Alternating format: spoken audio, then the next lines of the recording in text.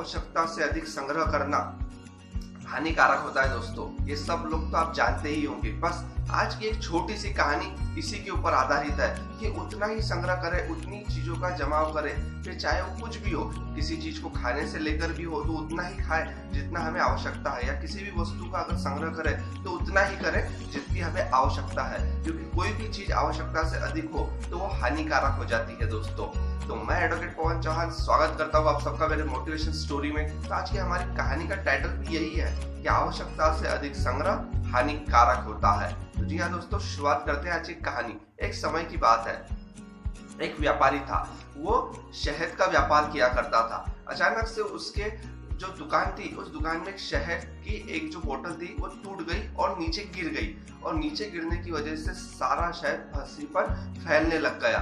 और वो जिस तरीके से फैल रहा था, सारी दुकान उसके अंदर आ गई। वो पूरी दुकान में धीरे धीरे फैल गया, और थोड़ी देर बाद मधुमक्खियों का झुंड वहां आने लग गया। तो वो व्यापारी ये देख ही रहा था कि शहद गिराने की मधुमक्खी आ गई। जी हाँ दोस्तों, मधुमक्खियों को शहद बहुत पसंद होता है, वो शहद इकट्ठा करती रहती है। जैसी मधुमक्खी आई, वो फर्श पर बैठ गई और शहद का सेवन करने लग गई। शहद का सेवन जब वो कर रही थी, यानी जब उसे खा रही थी, तो उसे इस कदर खाने लग गई, सब कुछ अपना छोड़कर, यानी सब कुछ चीजें भूलकर उसे खाने लग गई, मानो जैसे शहद ही सब कुछ हो उनके लिए। वो शहद में लोट-पोट करने लग गई, जिससे उनका पूरा शरीर भी शहद से पूरा की पूरा चिपचिपा हो गया।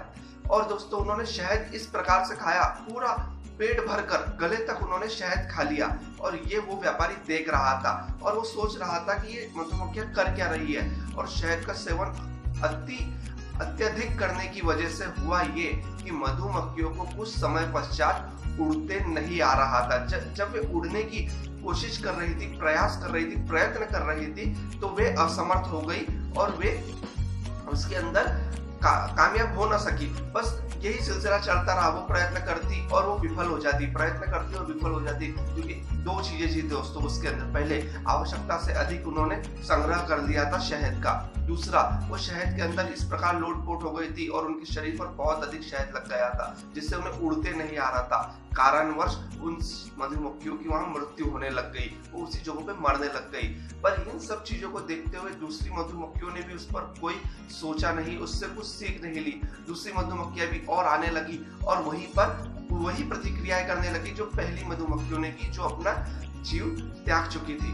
तो दोस्तों, ये जब क्रियाएं चलती रही, तब उसे ये चीज ध्यान में आई उस व्यापारी को। देखिए दोस्तों, जो हमारी कहानी का टाइटल था, आवश्यकता से अधिक संग्रह करना कैसे हानिकारक होता है, ये उस व्यापारी को उन मधुमक्खियों से पता चला।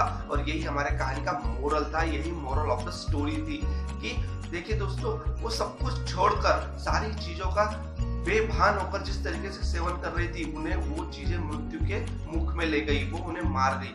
देखिए दोस्तों, हमारे पास में जो 5 इंद्रियां होती है, आँख, कान, नाक, मुंह, ये जितनी भी चीजें हैं दोस्तों, इन सभी का जो जीव, हर चीज का सेवन हमें बहुत ही तोल मोल कर करना चाहिए। जितनी आवश्यक हो उतनी ही करनी चाहिए। अगर हम किसी भी चीज का दुरुपयोग करेंगे तो हानिकारक हो जाती है। आवश्यकता से अधिक बोलना भी हानिकारक होता है। हर चीज जो भी आवश्यकता से अधिक हो वो हानिकारक ही हो जाती है दोस्तों। मैं बार बार ये शब्द इसलिए कह रहा हूँ ताकि आप लोगों को ये मैसेज पहुंचे, हमारी कहानी का मोरल समझे कि इस व्यापारी ने मधुमक्खियों से क्या सीखा। अगर वो मधुमक्खियां आवश्यकता जितनी होती, अगर उतना ही शहद खाती, तो वो उड़ भी पाती, वो जीवित रहती और भी दूसरे दिन उन्हें शहद खाने को मिलता। पर उन्होंने ये सब चीजें न सोचते हुए एक अंधाधुंध तरीके से उसका सेवन शुरू किया, जिससे वो मृत्यु के मुख में चले गई। तो हमारी कहानी का मोरल भी ये था दोस्तों कि संयम रखे, किसी भी चीज को करने से पहले धैर्य रखे, और जितनी आवश्यकता हो उतना ही संग्रह करे, कम खाए, और हर चीज के अंदर अपनी सेहत को ध्यान में रखते हुए कार्य करे। तो दोस्तों, मैं एडवोकेट पवन चौहान हर बार आपके लिए मोटिवेशन की ऐसी कहानियां लेकर आता रहता हूँ, हर बार लाता रहूंगा।